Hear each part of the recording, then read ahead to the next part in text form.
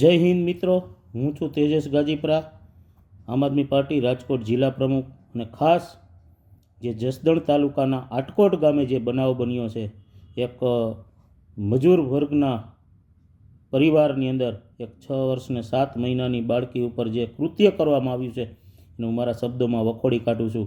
અને આ મૂંગીબેરી સરકારને કહેવા માગું છું કે જે કોઈ આરોપી હોય જે પકડાઈ ગયો છે એના ઉપર કડકમાં કડક સજા કરવામાં આવે અને ગુજરાત અને દેશની અંદર ક્યાંય પણ આવો બનાવ બીજી વાર ન બને.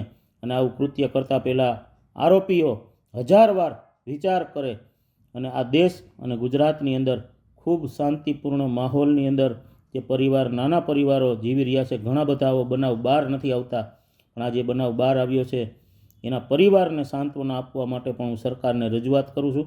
અને હું મારા શબ્દોની અંદર આ પરિવારને સંવેદના પાઠવું છું અને ટૂંક સમયની અંદર જ હું પરિવારની મુલાકાત લેવા જઈ રહ્યો છું. જય હિન્દ.